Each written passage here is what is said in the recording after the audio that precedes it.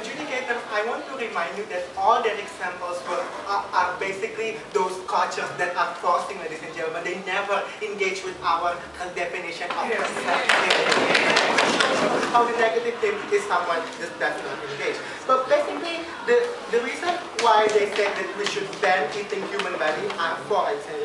First is because it's not universally accepted. Second is because it doesn't create significant physical good. And third of all, it's because it's done because they were pressured by the societies, and fourth is because they will be further isolated by the societies. Now let's go on with this universally accepted idea, ladies and gentlemen. They never explicitly explain to us what does that mean by universal acceptance. They never explain to us what does ethic code means, which they're so persistent about. But the first speaker here said, and I quoted, ladies and gentlemen, that they said ethic code is when it's wrong again based on many religions. Right? First of all, we said that it's principally inconsistent, because at one point they said they need to ban culture of eating human body because it's based on irrationality, but at the same time they're defending ethic code which is based on religious values, which is never scientifically proven, ladies and gentlemen. It's fully irrational. We're very confused about BIPEDS. Do they like irrationality? Do they hate irrationality, ladies and gentlemen? So we think that government cannot change their stance towards irrationality whenever they feel like it, the way we cannot ban adjudicators whenever we feel like it. Even if it's not universally accepted, we say the reason why it's never universally accepted is because government is always saying that this is a wrong thing to do, which is exactly their proposal. Because our government stance is always instilling to the minds of the people that eating human flesh is wrong, ladies and gentlemen. Therefore, that's why societies think it's wrong. We think that it's their proposal that is creating the exact reason why they're so against eating human body. Now let's talk about this. Doesn't create significant good, ladies and gentlemen. My second speaker has already responded to this. That significant good does not always come in physical form, ladies and gentlemen. How we say that when you're psychologically pressured or not, because when we talk about these people, we talk about someone that believes that the body of their deceased father is the one that is going to protect their culture, right? The way when they feel like they're not going to be protected by the ancestors because the ancestors line towards their culture nowadays has now been cut because it's not eaten anymore, will create this exact psychological pressure, which might translate into bodily harm, ladies and gentlemen. And maybe that when they talk about organ donation, they said that this is different because organ donation creates physical benefit. First of all, not always, because organ donation creates incompatibility with your body, which may create rejection of that organ from your body, and then you will die because of having that organ. It's not always physically good, ladies and gentlemen. But second of all, we say that it's the same. It's the same because we cannot overgeneralize what is good in the mind of the society, especially when we're promoting the value of tolerance to our societies. We cannot say that we need to be tolerant towards Muslims, we need to be tolerant towards Christians, towards any kind of religious values, towards blacks, towards homosexuals, but specifically towards eating human flesh body as a culture, we're not tolerant about it because it is very inconsistent, ladies and gentlemen, and government must not be inconsistent towards their stance. Yes?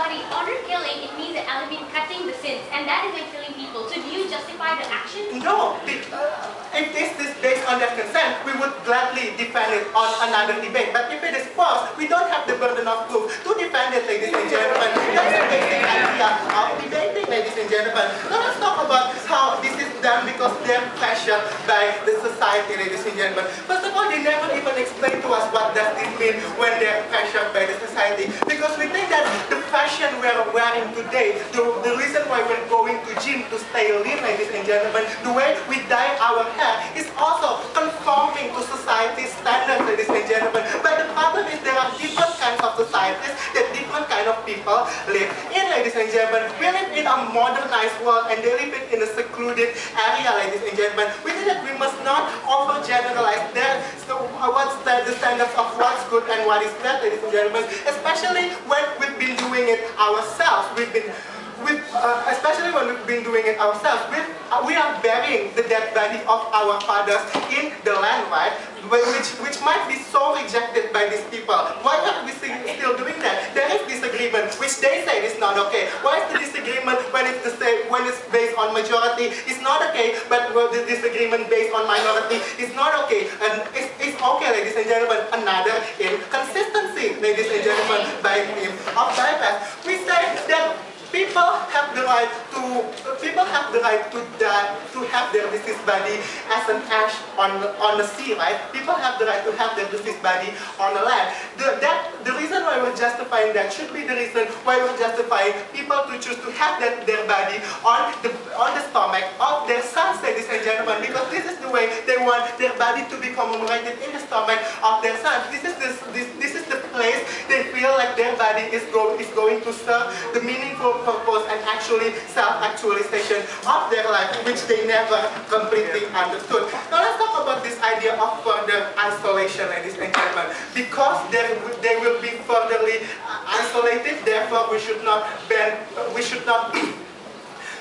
ban people from eating human bodies. But we say some gestures like not wearing deodorant, ladies and gentlemen, like having a funny voice like me, or having a black skin, also causes isolation from the rest of the society, ladies and gentlemen. But that doesn't mean that the government should ban the act of not wearing deodorant. That doesn't mean that the government should ban the act of having a high-pitched voice like but we say, even if being isolated, we say, first of all, we challenge the idea that being isolated should always be a reason to justify banning something, ladies and gentlemen. But second of all, even if being isolated should be a reason to ban something, we say it's exactly their proposal that would create further isolation, ladies and gentlemen, because their proposal explicitly say that the majority is extremely against your ancestors' values, ladies and gentlemen. The majority will never accept your ancestors' values. I think that this will create a further hostility